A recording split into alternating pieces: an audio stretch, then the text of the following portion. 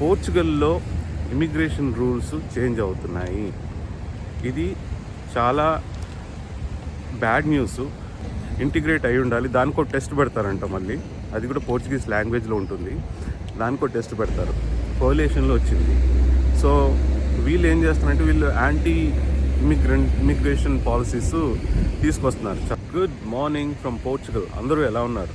చాలామంది యూరోప్లో పోర్చుగల్ని చూస్ చేసుకుంటారు. దానికి కారణాలు కొన్ని ఉన్నాయన్నమాట. ఏంటంటే ఇక్కడ పాస్పోర్ట్ తొందరగా దొరుకుతుందని చాలామంది పోర్చుగల్ని చూస్ చేసుకుంటారు. ఇంకొకటి ఏంటంటే ఇక్కడ పుట్టిన పిల్లలకి సిటిజన్షిప్ ఇమీడియట్గా వితిన్ వీక్ ఆర్ 10 డేస్లో సిటిజన్షిప్ వచ్చేస్తుంది అనమాట. అది one of the reasons, irrespective of status అనమాట. ఇంకొకటి ఏంటంటే ఎవరైనా విజిట్ వీసా మీద వచ్చి వీసాని వర్క్ పర్మిట్లా కన్వర్ట్ చేసుకుని సెటిల్ అయిపోయి వితిన్ 5 ఇయర్స్లో పర్మనెంట్ రెసిడెన్సీ సిటిజన్షిప్ తీసుకునే ఛాన్సెస్ ఉండేవి. అది క్లోజ్ అయిపోయింది లాస్ట్ ఇయర్ దాన్ని క్లోజ్ చేసి పడేశారనమాట. అది ఒక పెద్ద ప్రాబ్లం అయిపోయింది. మన ఇండియా నుండి కానీ ఏషియా నుండి వచ్చే జనాలకు చాలా ప్రాబ్లం అయిపోయింది అనమాట. సో అది కట్ అయిపోయింది. సో దాన్ని పక్కన పెడదాము. ఇప్పుడు ప్రస్తుతము కొన్ని చేంజెస్ చేస్తున్నారు. ఈ చేంజెస్ ఎందుకు చేస్తున్నారంటే మన మహానుభావుడు ట్రంప్ ఎఫెక్ట్ వల్ల ఈ చేంజెస్ చేస్తున్నారు. సరే, ట్రంప్ ఎఫెక్ట్ ఎందుకు? అది యుఎస్లో కదా అంటే యుఎస్లో ఇమిగ్రేషన్ ఎంత టైట్ అయిపోయిందో మీరు చూస్తూనే ఉన్నారు. రోజుకి ఒక కొత్త ఇమిగ్రేషన్ రూల్ని తీసుకొస్తున్నారు యుఎస్ గవర్నమెంట్ వాళ్ళు. లీగల్గా ఉన్న వాళ్ళకు కూడా ప్రాబ్లం అయిపోతుంది. ఇల్లీగల్ సంగతి పక్కన పెడితే లీగల్గా ఉన్న వాళ్ళు కూడా చాలా భయపడుతున్నారు యుఎస్లో. సో ఇప్పుడు యుఎస్కి వెళ్ళాల్సిన వాళ్ళు చాలామంది యూరప్కి రావడానికి ట్రై చేస్తున్నారు అనమాట. అలాగే యూకేకి వెళ్ళాల్సిన వాళ్ళు కూడా యూరప్కి రావడానికి ట్రై చేస్తున్నారు. ఓకే, సరే, యూకేకి వెళ్ళాల్సిన వాళ్ళు ఎందుకు ఇటు ట్రై చేస్తున్నారంటే వాళ్ళు కొన్ని ఇమిగ్రేషన్ చేంజెస్ చేశారు, ఇంప్లిమెంటేషన్లో ఉన్నాయన్నమాట. ఒకటి ఏంటంటే 10 ఇయర్స్ పర్మనెంట్ రెసిడెన్సీ చేస్తున్నారు. 4 ఇయర్స్ ఉండేది 5 ఇయర్స్ చేశారు. 5 ఇయర్స్ నుండి ఇప్పుడు 10 ఇయర్స్ ఉండాలి పర్మనెంట్ రెసిడెన్సీ కావాలంటే యూకేలో. అలాగే డిపెండెంట్స్ వర్క్ చేసుకోవడానికి లేదు. కొంతమందికి ఓన్లీ మాస్టర్స్ చేసిన వాళ్ళకి మాత్రమే ఆ ఆపర్చునిటీ ఉంది, మిగతా వాళ్ళకి ఎవరికి లేదు. ఇంతకుముందు ఎవరైనా సరే డిప్లొమాకి వెళ్ళినా సరే డిపెండెంట్ వెళ్ళి వర్క్ చేసుకోవచ్చు అనమాట. ఆ ఆపర్చునిటీ ఉండేది. ఇప్పుడు అది లేదు, అది క్లోజ్ అయిపోయింది. సో దీనివల్ల ఏమవుతుందంటే యూకేకి యూఎస్కి వెళ్ళాల్సిన జనాలు లక్షల్లో, ఓన్లీ ఇండియాయే కాదు, పాకిస్తాన్, శ్రీలంక, బంగ్లాదేశ్, మిగతా కంట్రీస్ నుండి కూడా అటువైపు వెళ్ళాల్సిన వాళ్ళు యూరప్కి చూస్తున్నారనమాట. యూరప్కి రావడానికి చూస్తున్నారు. దీనివల్ల ఏమైందంటే యూరోప్లో ప్రతి కంట్రీ ఇమిగ్రేషన్ని చాలా టైట్ చేస్తుంది. బార్డర్ కంట్రోల్ మొత్తం చాలా టైట్ చేస్తుంది అనమాట. ఇంతకుముందు మేము ఒక కంట్రీ నుండి ఇంకో కంట్రీకి బై కార్ కానీ ట్రావెల్ చేసినప్పుడు ఇమిగ్రేషన్ బార్డర్లో చెక్ చేసేవాళ్ళు కాదు. ఈ మధ్య చెక్ చేస్తున్నారు. మన ఐడీలు చెక్ చేస్తున్నారు, లీగలా ఇల్లీగలా అని చెక్ చేస్తున్నారు. ఇవన్నీ చాలా టైట్గా ఉన్నాయి. అలాగే ఇమిగ్రేషన్ రూల్స్ చేంజ్ చేస్తున్నారు. ఇది వన్ ఆఫ్ ద రీజన్స్ ఈ వీడియో చేయడానికి కారణం ఏంటంటే సంజీవని ట్రస్ట్లో రమణారెడ్డి అనే యువకుడు తన లైఫ్ని నిరుపేదల కోసం డెడికేట్ చేస్తున్నాడు. అతని గురించి ఇండియన్ ఎక్స్ప్రెస్లో కూడా ఆర్టికల్ వచ్చింది, మీరు చూడొచ్చు. మనలో చాలామంది చేయాలనుకున్నా చేయలేని మంచి పనులు తను చేస్తున్నాడు. తను ఇలాంటి హెల్ప్ కంటిన్యూ చేయాలి అంటే తనకి మన హెల్ప్ డెఫినెట్గా అవసరము. నా తరపు నుండి నేను తోచిన సహాయం చేస్తున్నాను. మీకు తోచినంత సహాయం చేయాలి అనిపిస్తే కింద ఫోన్ నెంబర్ ఉంది, మీరు ఫోన్పే చేయొచ్చు. లేదా మీరు తన ట్రస్ట్కి కావలసిన సరుకులు, రైస్ కానీ, పప్పు కానీ, ఆయిల్ కానీ ఇలాంటివి డెలివరీ చేయొచ్చు. Please help him. Thank you so much in advance. పోర్చుగల్లో ఇమిగ్రేషన్ రూల్స్ చేంజ్ అవుతున్నాయి. ఇది చాలా బ్యాడ్ న్యూస్. చాలామందికి, ఇక్కడ ఉన్న వాళ్ళకి బ్యాడ్ న్యూస్. అలాగే రావాలనుకున్న వాళ్ళకి, ఇండియా నుండి రావాలనుకునే వాళ్ళకి కూడా చాలా బ్యాడ్ న్యూస్. ఎందుకంటున్నానంటే నెంబర్ 1 ఏంటంటే నార్మల్గా ఎవరన్నా వచ్చి ఒక 5 ఇయర్స్ ఇక్కడ ఉంటే వాళ్ళకి సిటిజన్షిప్ వచ్చేసేది అనమాట. ఇప్పుడు దాన్ని 10 ఇయర్స్ చేస్తున్నారు. ఇంకా ఆలోచించుకోండి, డబల్ అనమాట. ఇంకెందుకు వస్తారు పోర్చుగల్కి జనాలు? మంచి కంట్రీస్కి వెళ్తారు కదా. చాలామంది పోర్చుగల్కి వచ్చేది ఏంటంటే పోర్చుగల్కి వచ్చి 5 ఇయర్స్లో పాస్పోర్ట్ తీసుకుని మిగతా మంచి అడ్వాన్స్డ్ కంట్రీస్ ఉన్నాయి యూరోప్లో ఆ కంట్రీస్లో వెళ్ళి సెటిల్ అవ్వాలని ఇక్కడికి వస్తారు ఫస్ట్. ఎందుకంటే ఇక్కడ పోర్చుగల్లో డబ్బులు లేవు. డబ్బులు లేవు ఇక్కడ. ఓన్లీ సెటిల్మెంట్ కోసం, పాస్పోర్ట్ కోసం వస్తారు చాలామంది. కొంచెం లైఫ్ స్టైల్ కోసం వస్తారు, కొంచెం పీస్ఫుల్గా ఉంటుంది, సేఫ్టీగా ఉంటుంది అని చెప్పేసి వస్తారు. అంతేగాని ఇక్కడికి వచ్చి డబ్బులు సంపాదించేద్దాము అని మాత్రం ఎవరు రాదు ఇక్కడికి. సో ఆ ఆప్షన్ తీసేసినప్పుడు ఇప్పుడు ఎందుకు వస్తారు ఇక్కడికి కదా, ఆలోచించుకోవాలి మనం. సో 10 years చేస్తున్నారు పిఆర్, కానీ పిఆర్ కాదు, సిటిజన్షిప్ 10 years చేస్తున్నారు అనమాట. పిఆర్ 5 yearsకి వచ్చేస్తుంది. కానీ దానికి మళ్ళీ రూల్స్ అనమాట. ఆ రూల్స్ ఏంటంటే పిఆర్ రావాలంటే A2 లెవెల్ పోర్చుగీస్ ఉండాలి, ప్లస్ ఇక్కడ కల్చర్ బాగా తెలిసి ఉండాలి, ఇంటిగ్రేట్ అయ్యి ఉండాలి వీళ్ళతో, వీళ్ళ ఫుడ్ హ్యాబిట్స్ కానీ, కల్చరల్ హ్యాబిట్స్ కానీ, ఇవన్నీ వీళ్ళ హిస్టరీ కానీ ఇంటిగ్రేట్ అయ్యి ఉండాలి. దానికో టెస్ట్ పెడతారంట మళ్ళీ, అది కూడా పోర్చుగీస్ లాంగ్వేజ్లో ఉంటుంది. దానికో టెస్ట్ పెడతారు. సో ఆ టెస్ట్ పాస్ అవ్వాలి. అవన్నీ పాస్ అయితే 10 years తర్వాత మనకి సిటిజన్షిప్ వస్తుంది. ఇంకొక మేజర్ రూల్ చేంజ్ ఏంటంటే ఇక్కడ పుట్టిన వాళ్ళకి ఇమీడియట్గా పాస్పోర్ట్లు ఇవ్వరు.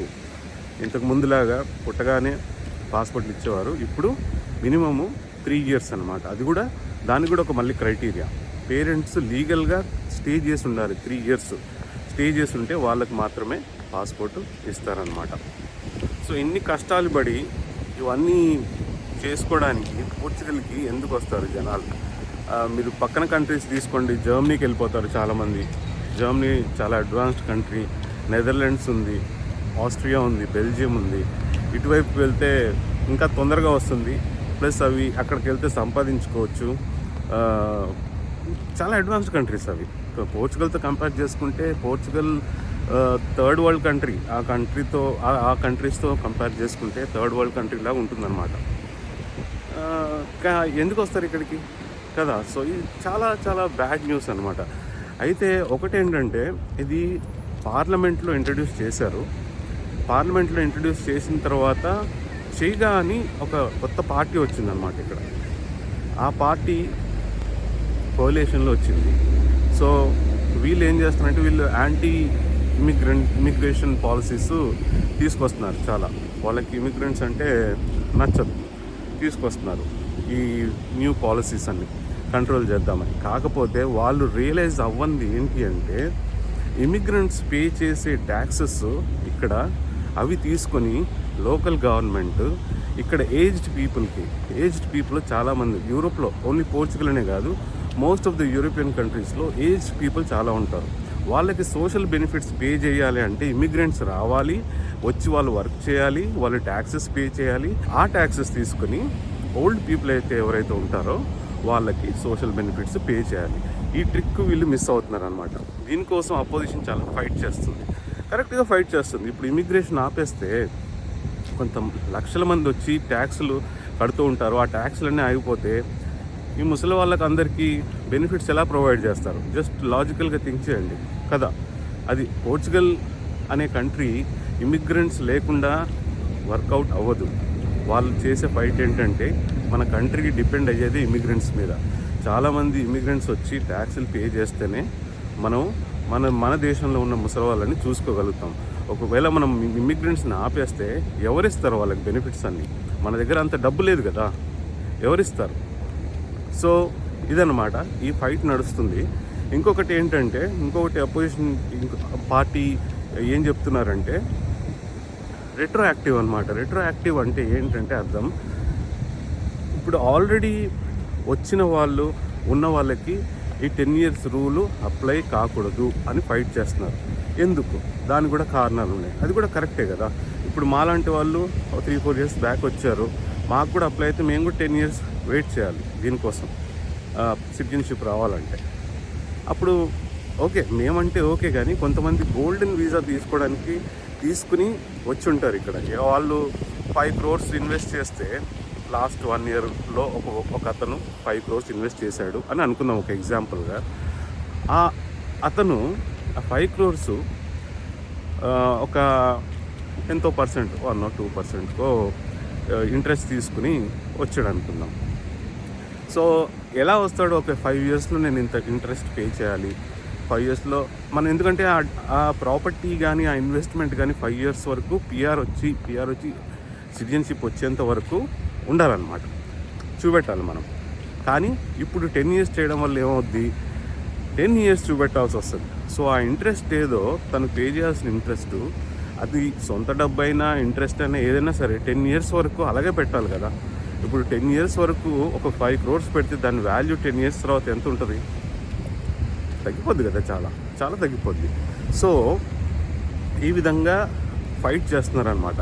రెట్రోయాక్టివ్గా చేయకూడదు, ఓన్లీ ఇప్పటి నుండి వచ్చిన వాళ్ళకి చేస్తే ఓకే, కానీ ఆల్రెడీ ఉన్న వాళ్ళకి చేస్తే చాలా ఎఫెక్ట్ అవుతుంది. గోల్డెన్ వీసా మీద వచ్చిన వాళ్ళకి కానీ, వర్క్ పర్మిట్స్ మీద వచ్చిన వాళ్ళకి కానీ, ఆల్రెడీ ఉన్న వాళ్ళకి ఎన్నో ప్లాన్స్ ఉంటాయి. చాలామంది యూఎస్ నుండి యూకే నుండి వచ్చి సెటిల్ అయ్యి పాస్పోర్ట్లు తీసుకుని మిగతా యూరోపియన్ కంట్రీల్లో బ్రెక్సిట్ తర్వాత మిగతా యూరోపియన్ కంట్రీల్లో సెటిల్ అవుదామని వాళ్ళ ప్లాన్. ఇంతకుముందు బ్రెక్సిట్కి ముందు ఏంటంటే డైరెక్ట్గా వెళ్ళి, బ్రెక్సిట్ అంటే యూకే అనే కంట్రీ యూరోప్ నుండి విడిపోయిందనమాట. ఇంతకుముందు రెండు కలిసి ఉండేవి. దానివల్ల ఏమైందంటే ఇప్పుడు ప్రస్తుతం యూకే వాళ్ళు యూరోప్కి వెళ్ళి సెటిల్ అవ్వలేరు. అర్థమైందా? యూరోప్ వాళ్ళు యూకేకి వెళ్ళి సెటిల్ అవ్వలేరు. సెటిల్ అవ్వాలి అంటే వాళ్ళకి లోకల్ పాస్పోర్ట్, ఇక్కడ ఏదో యూరోపియన్ కంట్రీల్లో పాస్పోర్ట్ సంపాదించాలన్నమాట. వాళ్ళు జస్ట్ విజిట్ చేయొచ్చు కానీ సెటిల్ అవ్వలేరు అనమాట. సో ఈ విధంగా బ్రెక్సిట్ ప్రాబ్లం తీసుకొచ్చింది. సో వీళ్ళందరూ కూడా ఎలా వస్తున్నారంటే ఒక 5 years వచ్చేసి సెటిల్ అయిపోయి సిటిజన్షిప్ తీసుకుని ఏ జర్మనీయో, స్వీడనో, నెదర్లాండ్సో, నార్వేనో ఇట్లాంటి కంట్రీస్లో సెటిల్ అవుదాము అని పోర్చుగల్కి వస్తారు చాలామంది. సో వీళ్ళందరూ కూడా ప్రాబ్లం అవుతుంది అనమాట. వీళ్ళందరూ వెళ్ళిపోతారు కదా, వాళ్ళందరూ వచ్చి ట్యాక్సులు కడుతున్నారు, ఊరికనే రావట్లే, ఇన్వెస్ట్మెంట్లు తీసుకొస్తున్నారు, ట్యాక్సులు కడుతున్నారు. ఇలాంటి వాళ్ళందరూ వెళ్ళిపోతారు. సో అపోజిషన్ పార్టీ దీనికి ఎగెన్స్ట్గా ఫైట్ చేస్తుంది. సరే, ఇది పాస్ అవుతుందా బిల్లు లేదా అన్నది దేవుడికి తెలుసు. కాకపోతే జనాలు చెప్పేది ఏంటంటే 95% ఈ బిల్లు పాస్ అయిపోద్ది. ఈ వీక్లో కానీ నెక్స్ట్ వీక్లో కానీ పాస్ అయిపోద్ది. పాస్ అయిపోతే అప్పుడు మనకి ప్రాబ్లమ్స్ స్టార్ట్ అవుతాయి అన్నమాట. ఆల్రెడీ ఉన్న వాళ్ళకి స్టార్ట్ అవుతాయి. అలాగే ఇండియా నుండి ఎవరైనా ప్లాన్ చేసుకున్న వాళ్ళు ఉంటే వాళ్ళకు కూడా ప్రాబ్లమ్స్ క్రియేట్ అవుతాయి. సో ఒకవేళ మీరు ఎవరైనా పోర్చుగల్కి ప్లాన్ చేసుకుంటే దీన్ని మైండ్లో పెట్టుకొని మీకు మాత్రం డెఫినెట్గా కొత్తగా వచ్చే వాళ్ళకు మాత్రం డెఫినెట్గా 10 years, అది మాత్రం గ్యారంటీ. ఆల్రెడీ ఉన్న వాళ్ళకి 5 years 10 years అనే క్వశ్చన్ మార్క్ ఇంకా ఫైనలైజ్ అవ్వలేదు. కానీ కొత్త వాళ్ళకి మాత్రం డెఫినెట్గా 10 years. సో మీరు ఒకవేళ రావాలనుకుంటే ప్లానింగ్లో ఉంటే, లేదా ఆల్రెడీ మీకు వీసాలు వచ్చుంటే, లేదా వీసాలకు ప్లానింగ్ చేసుకుంటూ ఉంటే మీరు మైండ్లో పెట్టుకోండి, 10 years వరకు సిటిజన్షిప్ రాదు. 5 yearsలో పిఆర్ వచ్చేస్తుంది. పిఆర్ వస్తే సిటిజన్షిప్కి పిఆర్కి అంత తేడా ఏముండదు. సిటిజన్షిప్ అంటే పాస్పోర్ట్ వస్తుంది, యాక్సెస్ 190 కంట్రీస్కి ఈజీగా ఉంటుంది. ఏ కంట్రీకైనా కానీ వీసా లేకుండా వెళ్ళిపోవచ్చు, including United states, UK, Australia, New Zealand ఇట్లాంటి కంట్రీస్కి కూడా వీసా లేకుండా వెళ్ళిపోవచ్చు.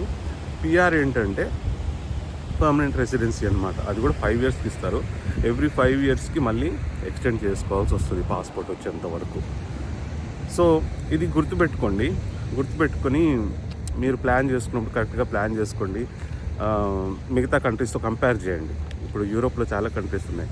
ఆ కంట్రీస్లో ఎన్ని సంవత్సరాల్లో పిఆర్ కానీ సిటిజన్షిప్ కానీ వస్తుంది, ఇంకా అడ్వాంటేజెస్, ఫైనాన్షియల్ అడ్వాంటేజెస్ కానీ, కల్చరల్ అడ్వాంటేజెస్ కానీ, ఇంకేమైనా అడ్వాంటేజెస్ ఉన్నాయా అని కంపేర్ చేసుకుని ప్లాన్ చేసుకోండి. ఓకే, ఈ వీడియో మీకు నచ్చినట్టయితే లైక్ చేయండి, షేర్ చేయండి, సబ్స్క్రైబ్ చేసుకునే వాళ్ళు సబ్స్క్రైబ్ చేసుకోండి.